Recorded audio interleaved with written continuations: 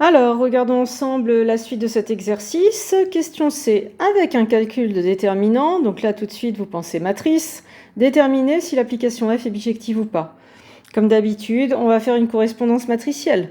Si on veut une info sur F et qu'on nous parle de matrice, franchement, on vous pousse vers ça, si vous n'y pensez pas spontanément.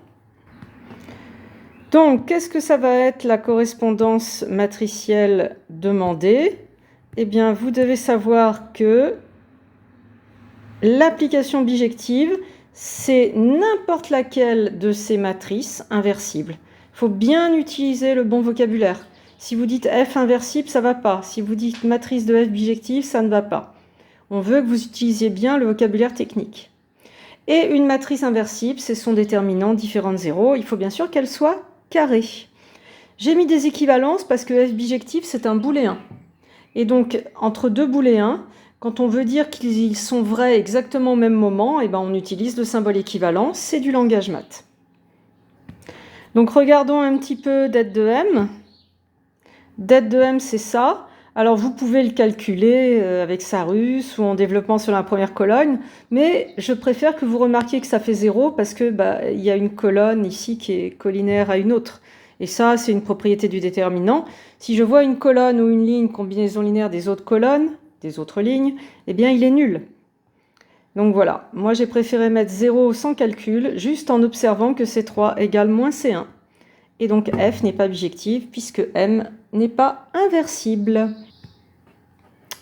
La question D est très classique, donner une base de l'image de F.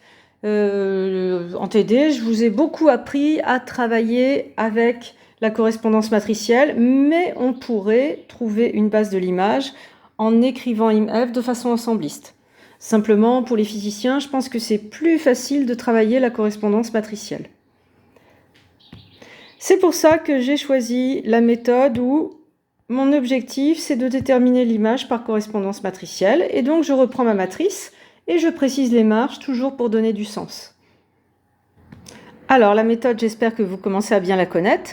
Quand on fait de la correspondance matricielle et qu'on veut déterminer IMF, on s'intéresse au vecte des colonnes. Avec des notations ici évidentes, j'ai cette matrice, les colonnes. Ce vecte, il se réduit. J'explique pourquoi. Et vous pouvez d'ores et déjà anticiper que ça servira pour le noyau. Je vous renvoie aux autres vidéos si vous ne savez plus faire. Donc, autre observation, C1 et C2 sont deux matrices colonnes non collinéaires. Ici. Et donc, la famille C1, C2 est une base de ce vecte. Je n'ai plus qu'à faire correspondre toutes ces informations, mais cette fois, en ne parlant plus de la matrice, en parlant uniquement de F. Et donc, il ne faut plus parler des colonnes, il faut parler de F et faire une bonne correspondance. Alors, c'est parti. La correspondance de ça, c'est que IMF, normalement, par défaut, IMF, c'est vecte de F de E1, F de E2, F de E3. Mais du coup, comme ce vecte a été réduit matriciellement, IMF, ça devient un vecte de F de E1. En fait, j'ai remplacé ici la colonne C1 parce qu'il lui correspond quand on parle de l'application. Et là, j'ai remplacé C2 par F de E2, qui est ce qui lui correspond quand je cherche à parler de F. Ensuite, j'ai reconstitué F de E1.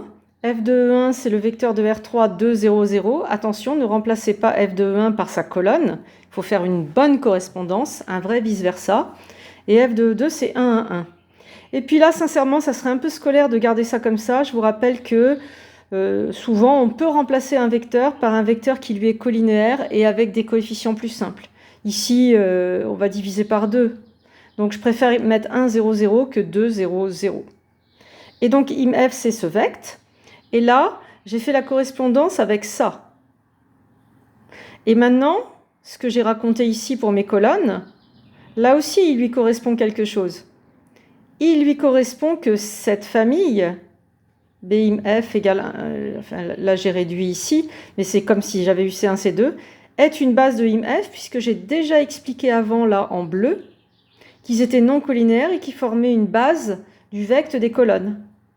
Donc là, vraiment, je fais correspondre cette information bleue ici en disant que j'ai récupéré une base et j'ai pas besoin de rejustifier, je perds pas de temps à faire ça. Je vous rappelle que vos sujets sont longs, donc soyez efficaces dans l'argumentation, pas de redondance. Et donc, ça termine la réponse à cette question et je vous propose de nous retrouver dans une prochaine vidéo pour trouver une base de KERF.